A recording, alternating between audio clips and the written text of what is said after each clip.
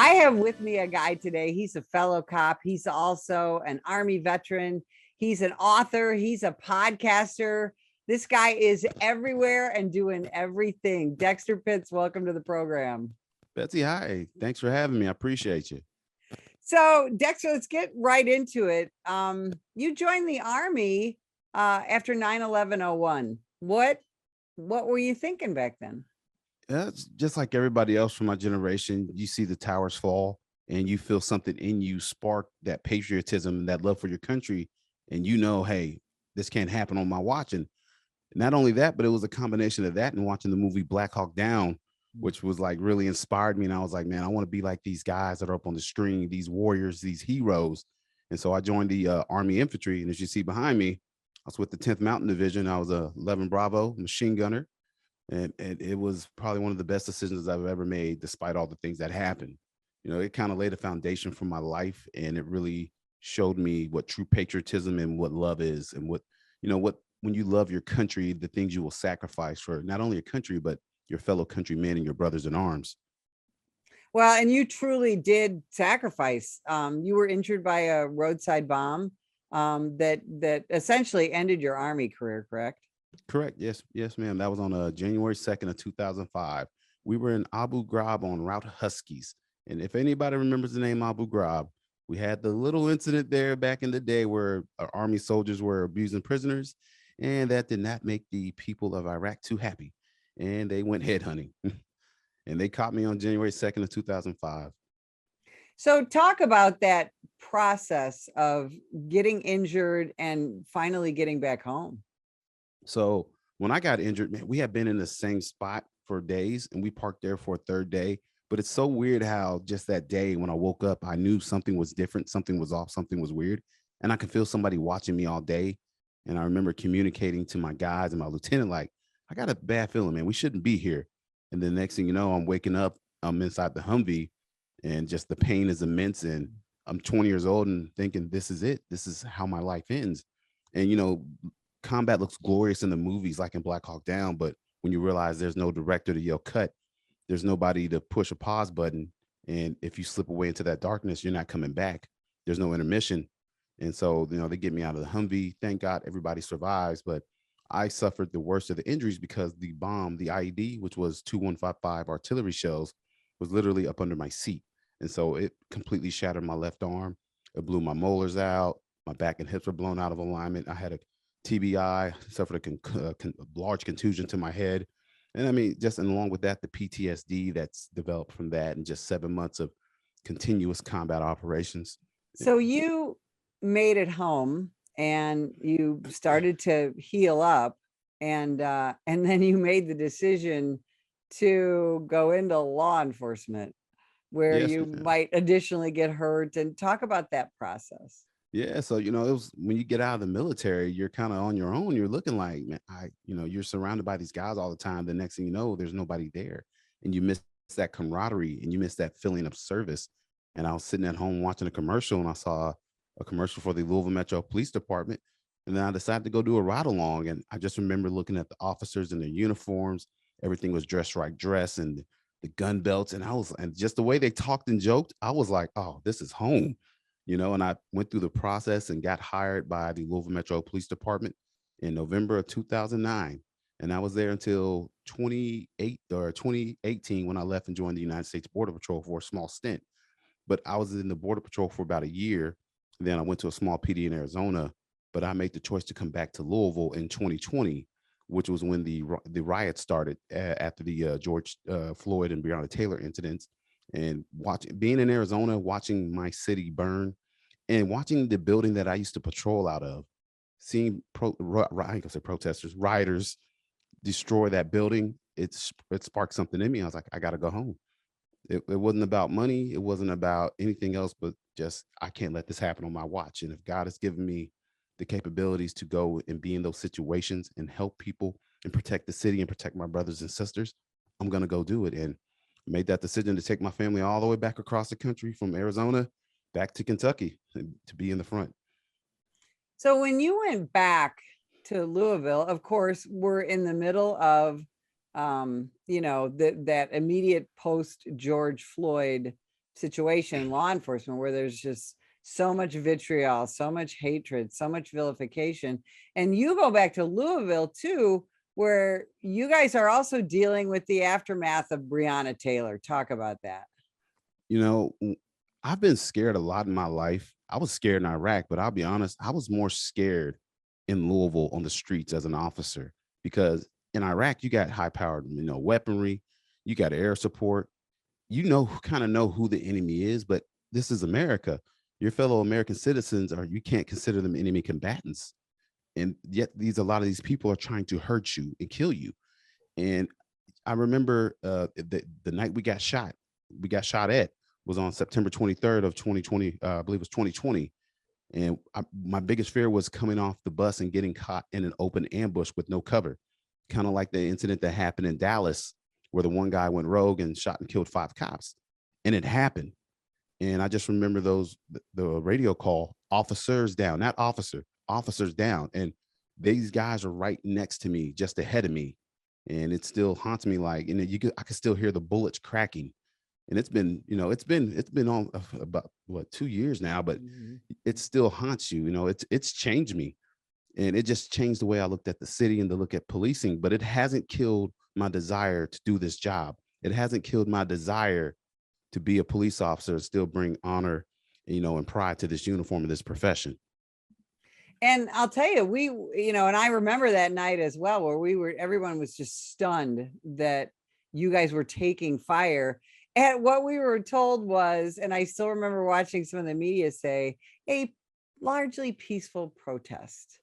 You were on literally the front lines of some of those peaceful protests. Can you explain to folks, and you just did a good job, but go further. What is that like to stand on the line and have people scream at you, yell at you, spit on you, threaten you? What's that like?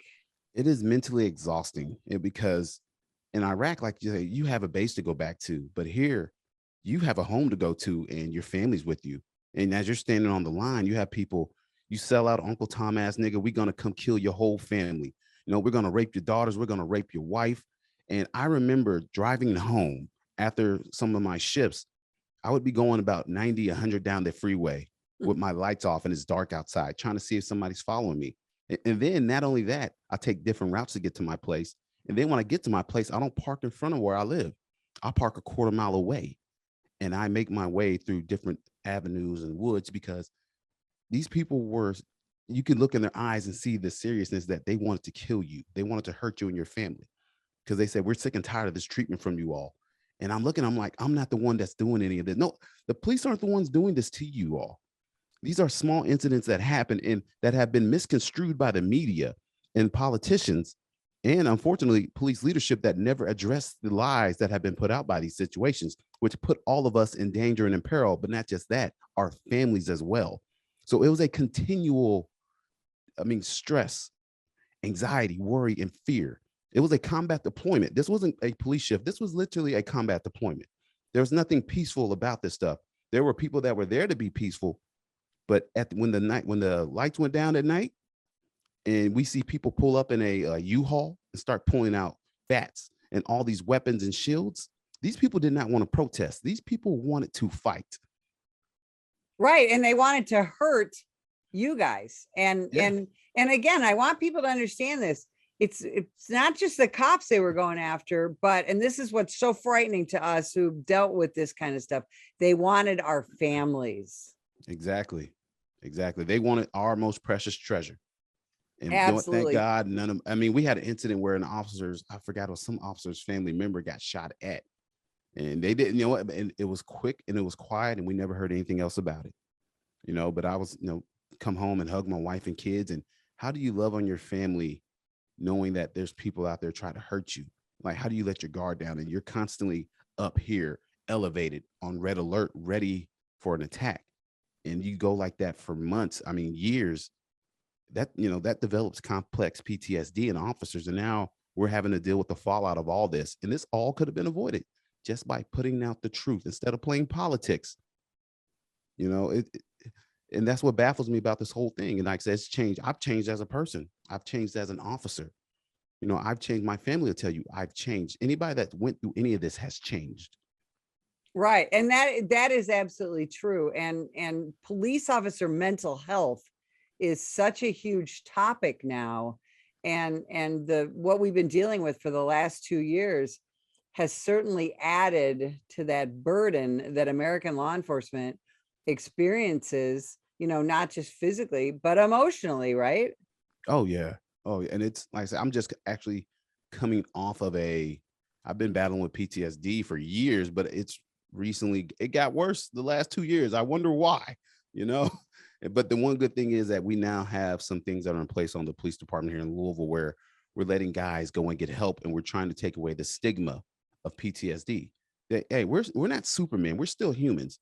And the one thing I hate is when you have these super tough guys. I mean, I know a lot of Army soldiers, Special Forces guys, Navy SEALs, these big tough guys that nothing shakes them. But all of a sudden, this individual goes and kills themselves, and everybody's like, "What happened? Why would he do that? Why? What? I don't understand." The man is a human, and you know what? Just like our cars on the police department, you push your car for so hard, so long, and if you don't change the oil and take care of it, guess what? It gets redlined and it gets thrown out, and it's no good anymore, and it doesn't operate as it should.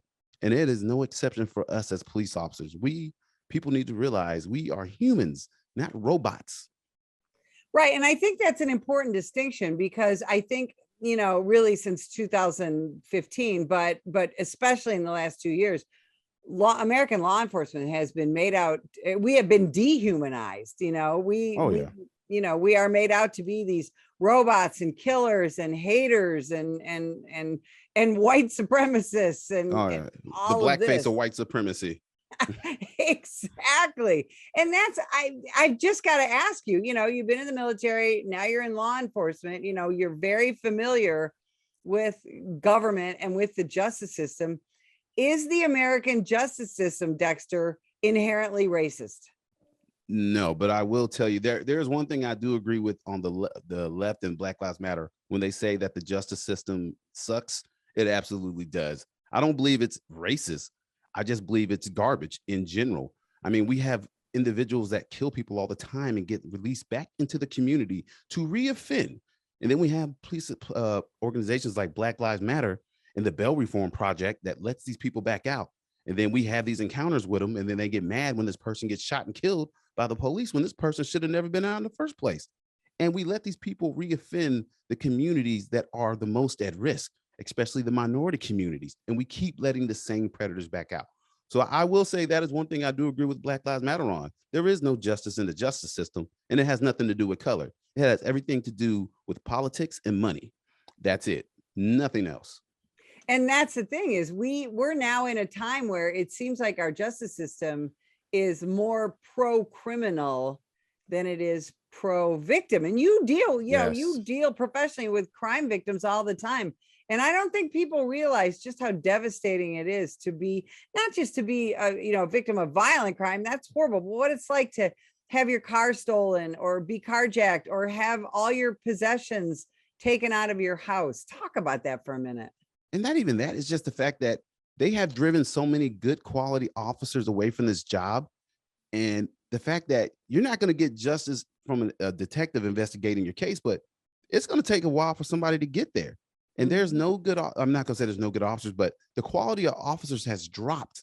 And I feel bad because I swore an oath to protect and defend these people. And I can only do so much because I am only one man.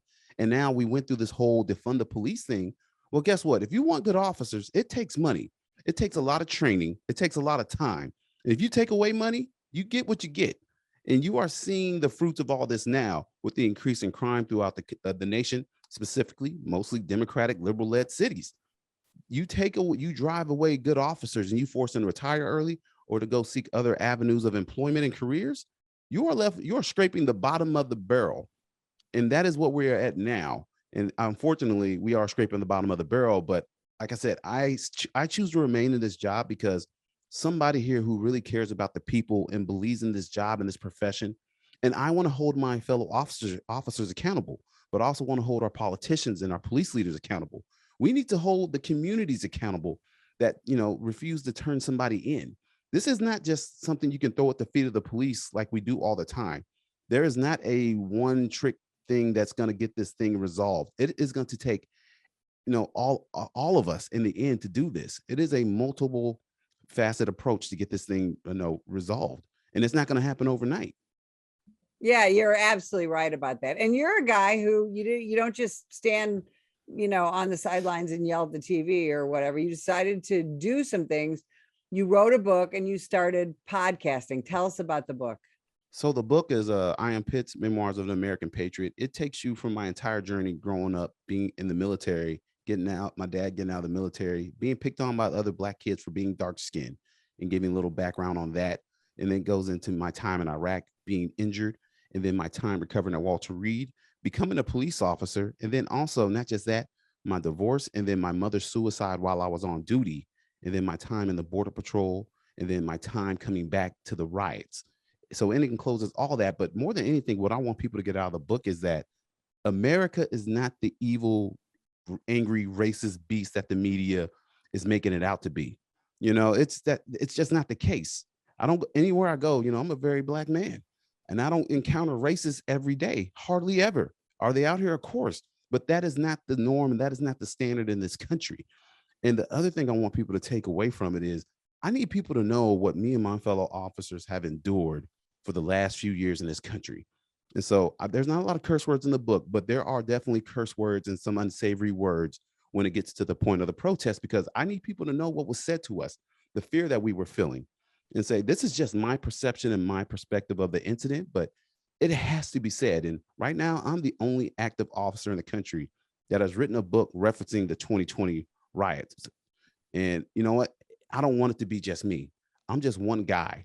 And I know there's other officers with stories out there, but a lot of officers are afraid to speak out because they're afraid of, repercussions from chain of command. But guess what?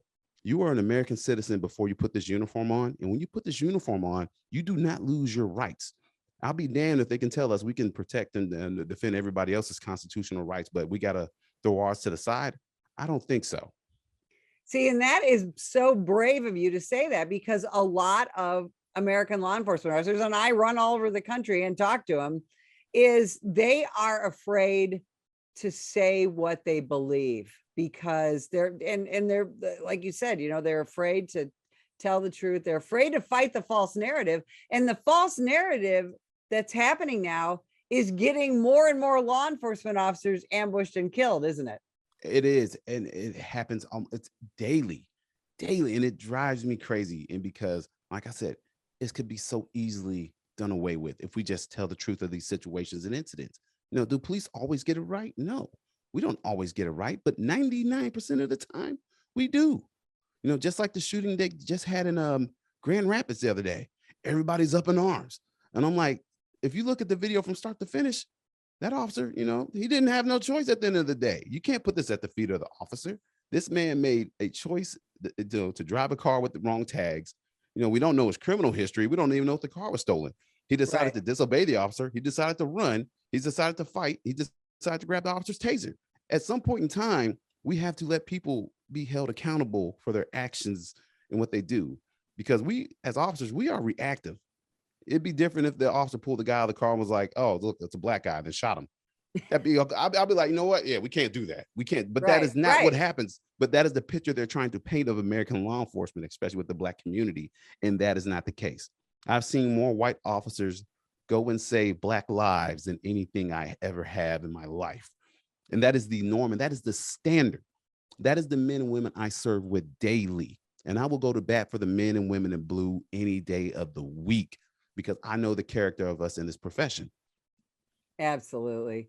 Dexter, I just got to ask you, what does your faith mean to you, and how does that help you continue to deal with post-traumatic stress and deal with all the frustrations and trauma that you continue to experience as a police officer? Well, for me, my faith, it's really important because as a human being, I believe, sin and hate is real. And if it was not for my faith as a Christian in Jesus Christ, I would get to the place where I would think that the people I'm serving, even those that I feel that don't deserve my love, that don't deserve my service, I would get to the point where I wouldn't want to do anything for them, just because my nature is, you've hurt people, you deserve to be punished. But that's why I'm not God, because God says you hurt people, but guess what? I still love you and I still forgive you, and you deserve to be loved. And so I constantly have to remind myself of that if God can love me, who was a dirty, filthy sinner, and Lord knows, I tell people I'm a rough around the edges Christian. If you listen to my podcast, the I'm Pitts podcast, you'll probably hear some stuff like, man, that was a little wild. And yes, that's me. I, I'm not the ideal Christian, but my heart is in the right place. And without my faith, I don't want to think of the person I would be, because I literally would be no different than the people out here in the streets making all these bad decisions. But my faith keeps me in alignment. My faith keeps things in perspective. My job keeps things in perspective for me. When I think that my life is horrible and I start looking at other things, I'm like, you know what? My life is really not that bad. And I have something to work towards beyond just the physical, and the monetary things in this life. Right, right. That is incredibly well said.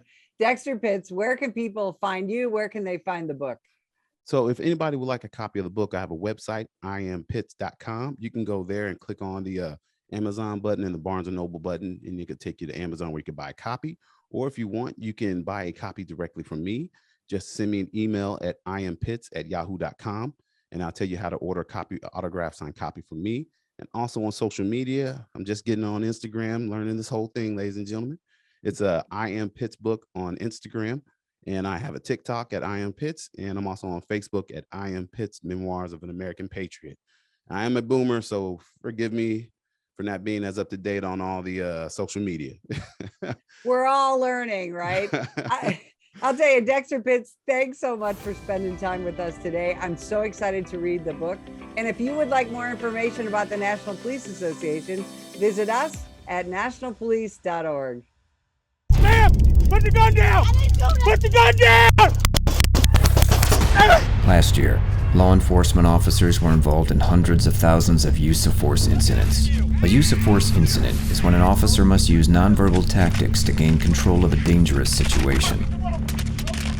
Put the knife on the ground. In many cases, officers have no choice but to use force when a suspect doesn't comply with a lawful order. Use of force is always ugly. No one likes it, especially police officers. Together, we can help de-escalate these dangerous encounters. Help police officers by complying with their lawful orders. Don't attack, attempt to disarm, or flee from an officer. Use of force is an officer's last option. Most incidents can be avoided by not resisting arrest. If you feel you've been wrongfully detained by a police officer, then seek a legal solution after the encounter has been resolved. Let's keep everyone safe. Comply now and complain later.